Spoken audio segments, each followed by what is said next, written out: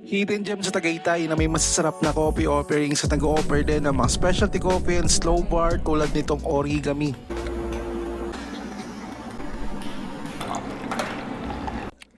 Hindi lang yan guys, dahil masarap din ang mga food offering nila dito at madaming pagpipilian sa kanilang menu. Tulad na lang mga natikman natin dito tulad itong shawarma burger, sisig rice bowl at masereche pasta.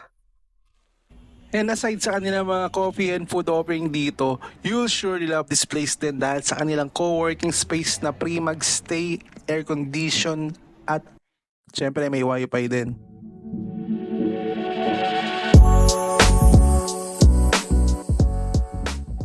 So yun guys, after ng 3 hours na biyahe mula Quezon City, nandito na tayo sa Tagaytay City. And for today's video, we will feature this amazing coffee shop, Hello Cafe. So let's go!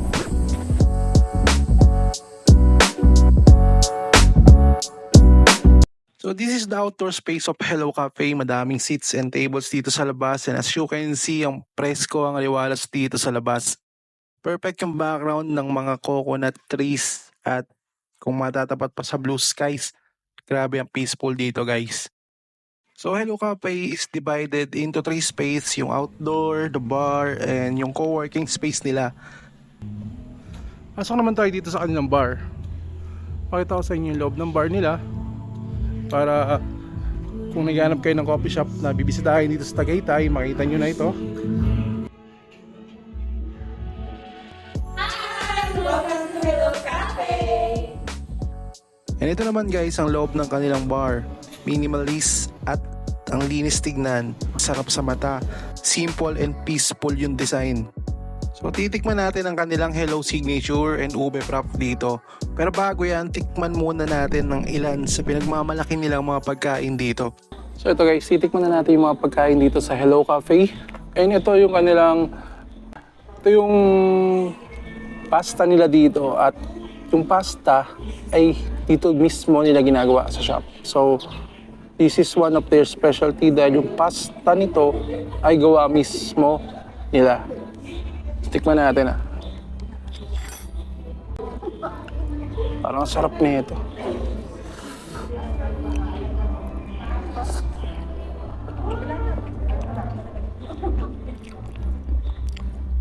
Sarap ito.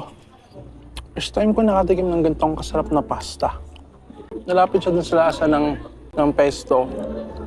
Pero ang laki ng inangat ng sarap niya dahil dun sa pasta na mismo ay gawa nila dito.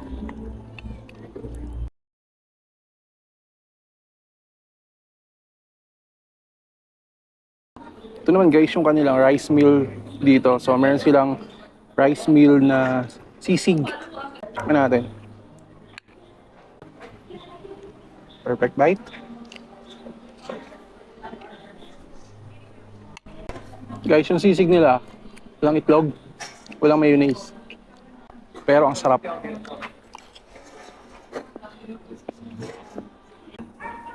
The best tong sisig nila dito guys sa Hello Cafe. Ito naman guys, last na titikman natin dito sa Hello Cafe. Last but not the least, my favorite burger. So itong burger nila, ay kasamang fresh na french fries. So ang lalaki nito.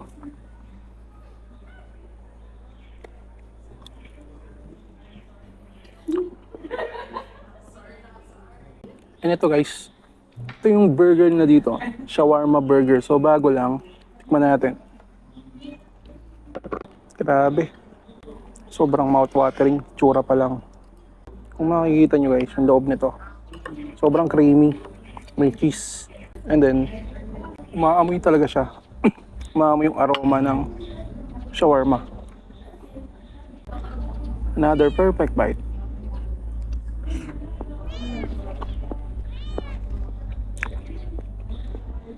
Isa pa. Isa pa. Grabe, sarap na ito. Dito perfect bite. Ang laki nito.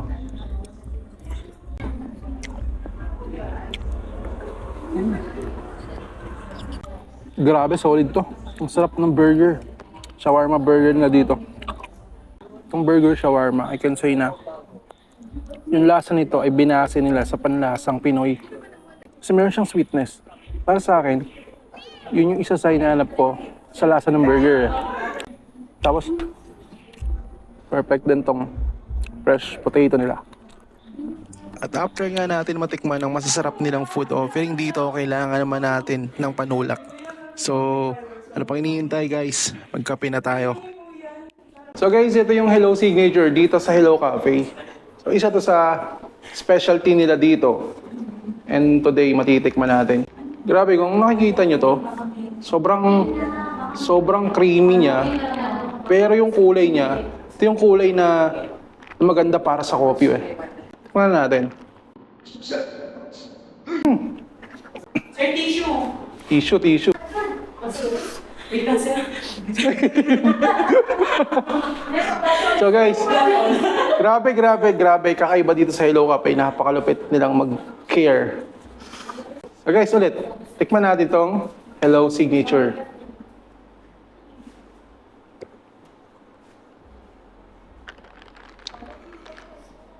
Grabe, ang sarap nito ah.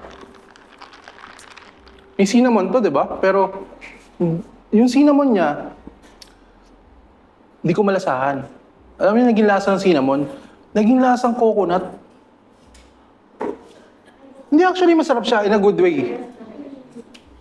Ito nga pala yung may cream cheese na coffee dito sa Hello Cafe. Kaya pala sobrang sarap na ito. Kasi normally yung cream cheese nilalagay lang sa mga milk tea. So madalas sa mga coffee shop, wala pa akong nakitang nag-o-offer ng coffee na may cream cheese. Normally, Breve or kung ano-anong ibang cream. Pero ito, cream cheese, tapos mayroon siyang cinnamon. So kung mahilig ka sa cinnamon, sobrang ma-appreciate mo yung lasa nito. Hindi lang dahil masarap siya, hindi lang dahil creamy siya, kundi dahil yung coffee beans na gamit nila dito, guys.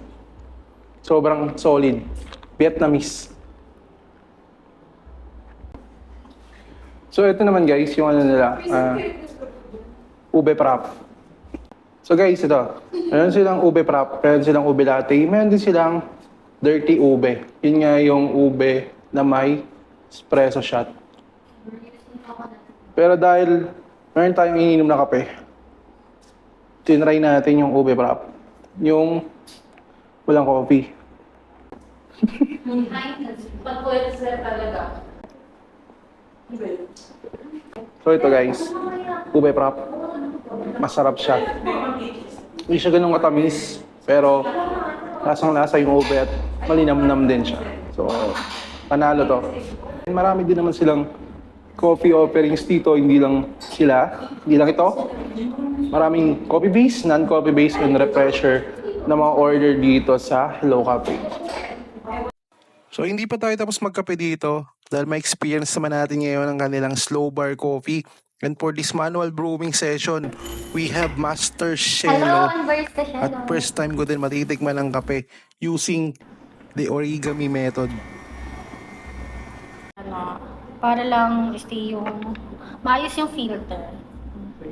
May epekto kasi yan, sir.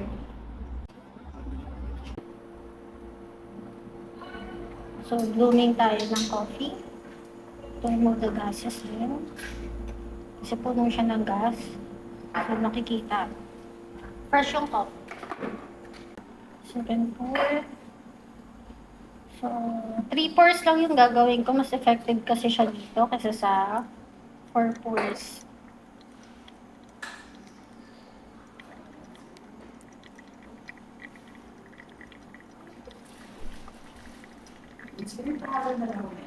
Kung ayaw mo na ng ganang katapang. 3 pours, okay.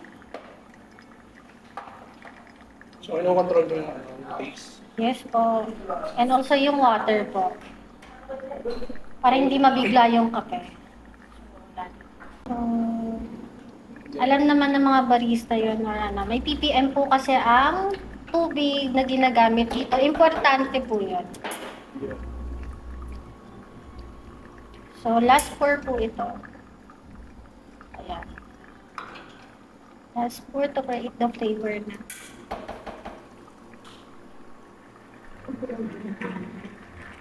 So,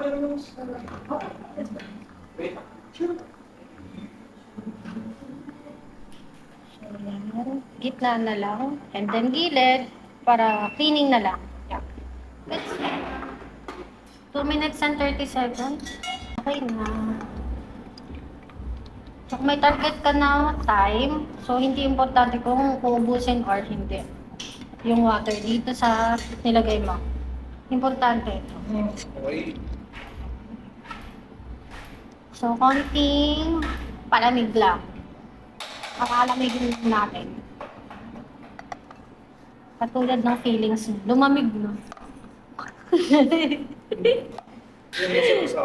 Sorry. Mali pala ako, sorry.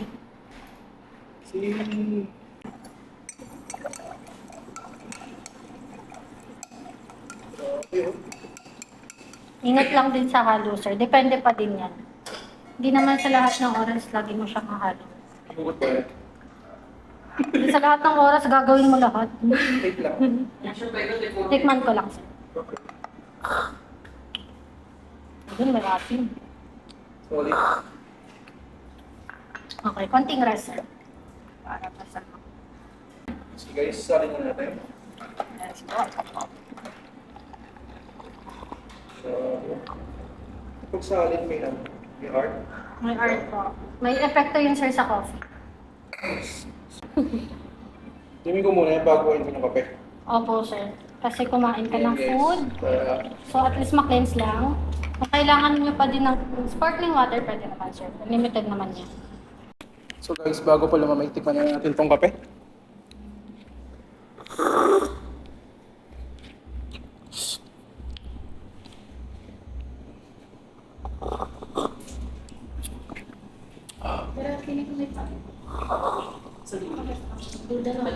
Pero nawawala.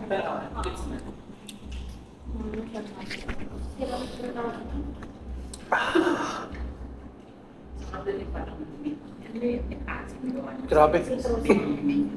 Yung next, tikman natin kung ano. Yung floor. Ano bang wala natin notes dito?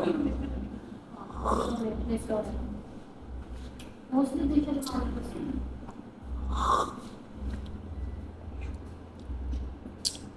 Grabe, ang linis. Ang linis ng lasa. Ang sarap. Ito yung, kung di ka uminom ng black coffee, ito yung mga kape na pwede mong tikman. Black siya, pero actually parang uminom ng something like juice na malapit sa pomelo, pero mas matapang lang siya doon. Sarap. Pangatlo, tikman natin kung may ibang lasa.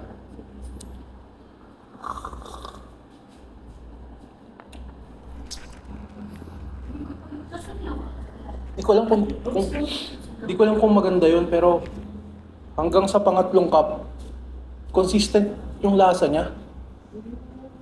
Para sa akin Opo, sir. consistent yung lasa niya. For me kasi yun yung epekto, sir, talaga sa origami. Kaya niyang mag-control kasi, sir. Hindi katulad ng... Kasi, di ba, para sa akin. Ang tapang mo talaga niya. Tsaka di ba pag nag-pour over ka, nag-iiba-iba yung taste eh. Sa unang yes po. sip, second sip, third Yes sip. po. Pero ito, consistent pa rin yung lasa niya, nakatatlong cup na. Yun yung the best sa pour over. Underrated lang yung brewing method na to. Pero this is one of the best na may enjoy niyo sa mga coffee shop na nag-o-offer ng mga manual brewing. Panalo guys, try nyo dito yung coffee nila Kailangan sa paghalo. using this origami brewing method. For master siya. Hi! Hi vlogs, welcome to my guys. So ito guys, silip na lang sa night view dito sa Hello Cafe. And that's all for today's video. So I'm your Caperista. Stay caffeinated. Be kind always.